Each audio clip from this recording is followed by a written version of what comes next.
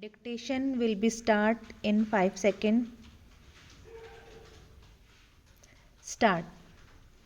NRIs as well as persons of Indian origin deciding abroad frequently wonder, often aloud, as to why Indians who perform so well in so many fields abroad falter at home. Of course, the questioning is about the environment here at home. The brief answer is yes, there are many problems. We cannot overnight create an enabling environment that matches what is prevailing in some of the developed countries. There are competing claims on our limited resources. We need also to be cautious about emulating models of development that are aligned to our cultural milieu or not in line with our level of development. Yet there is no denying there is need for change. However, as we approach the dawn of a new millennium, our mission should be to bring about India's national renewal. We must build an India all of us can be proud of, where every individual exerts to the utmost and excels. We need to provide the ambience where excellence can thrive. In going about this exercise, the views of NRIs could be of much importance. You have already shown a great spirit of adventure and perseverance in establishing a base for yourselves in the countries you are living in. Seeing India from outside, you may be in a position to give us a more objective assessment and advice. We shall therefore set up a suitable mechanism, a forum in the government for effective ongoing consultation with NRIs. The Indian Investment Center will also be strengthened and restructured to enable it to address the investment concerns of the NRIs in a more effective and focused manner. Persons of Indian origin who have settled abroad are as diverse as the people in India itself. While they may not need any economic support, there are educational, cultural, and other needs which are voiced from time to time. In pursuance of the announcement made by the Finance Minister in his budget speech, we have decided to implement a scheme for assurance of a person of Indian origin card for those living abroad and having foreign passports. The PIO card would be extended to persons of Indian origin settled in countries to be specified by government. The card would confer upon them a range of special benefits which would include a visa free regime and several other facilities now. Very broadly, a PIO card holder will enjoy parity with NRIs in respect of all facilities presently available for acquisition and transfer of immovable properties in India, admission of children to educational institutions in India, and under the various housing schemes of central and state government agencies. The details of the scheme have been worked out and will be announced very shortly. There has been a long standing demand of our NRI brethren to provide for dual nationality for people of Indian origin settled abroad.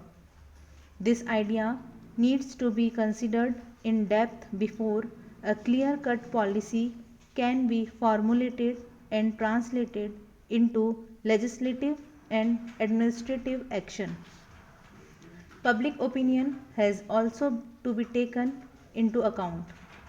The government will therefore appoint a committee to hold wide consultations, elicit public opinion, examine the pros and cons of different options, and to formulate recommendations on the question of dual nationality or any suitable variant. This committee shall give its report within 3 months. I am given to understand that NRIs who receive dividend non on non-repatriable investments are sometimes being required to furnish an undertaking that they will pay tax if required to along with a certificate from a chartered accountant. This is an aberration since we know that dividend in the hands of individual investors is now not taxable in India.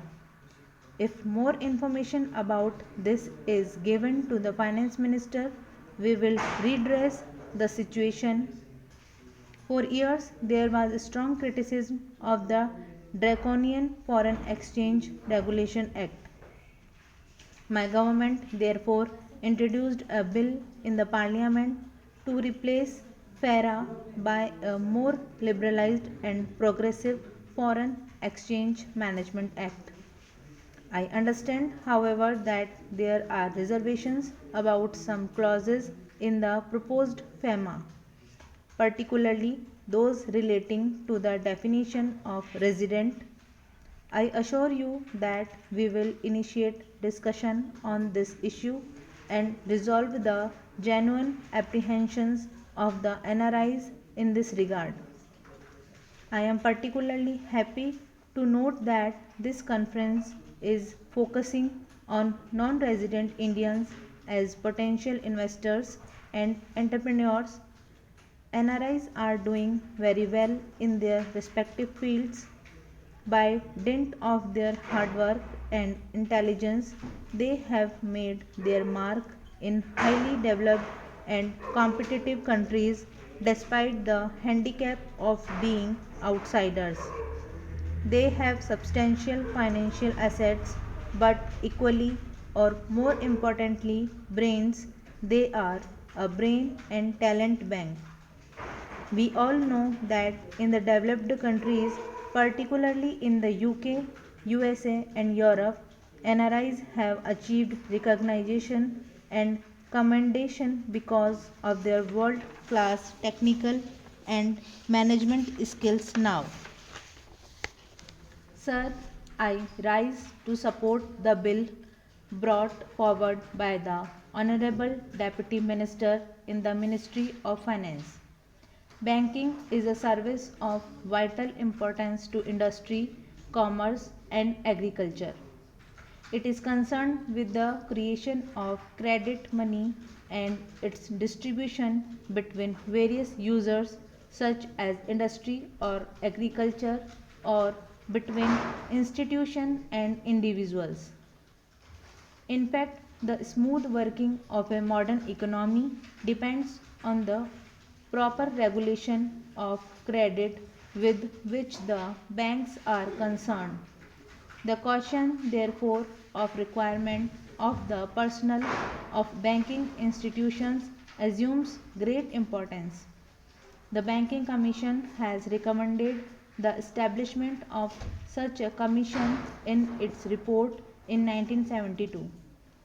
In fact, government have been rather late in bringing forward this very important and necessary piece of legislation. Before nationalization, some of the big commercial banks had made some arrangements of their own for requirement of their staff. The Institute of Bank Management and the Reserve Bank of India, through the Bankers Training College, run some short term and long term courses for recruitment and training of bank staff. But these arrangements are not adequate even to meet the requirements for recruitment of higher cadres. The largest proportion of bank staff consists of clerks and cashiers. The recruitment policy followed by most of the Indian banks before nationalization were not based on either scientific lines. In several cases, even minimum qualifications were not insisted upon. The Banking Commission has reported that in many cases, people who had not even passed matriculation examination were recruited as clerks. There was no proper evaluation of the aptitude or capacity, and very often caste and relationship determined the choice of candidates. Lack of training facilities, however, aggravated the problem, and banks found themselves with staff which had neither aptitude nor ability to carry out the jobs assigned to them. The bill, therefore, is welcome. It seeks to provide for proper methods of selection for recruitment. It provides for the establishment of a body corporate to be called the Banking Service Commission. It shall be the duty of the Commission to hold competitive examinations to recruit people for clerical and allied cadres, junior officers cadre, and such other officers cadre as the central government may be notification specify. It shall consist of a chairman and persons who, in the view of the government, are men of integrity, ability, and have experience of finance and business administration. Stop.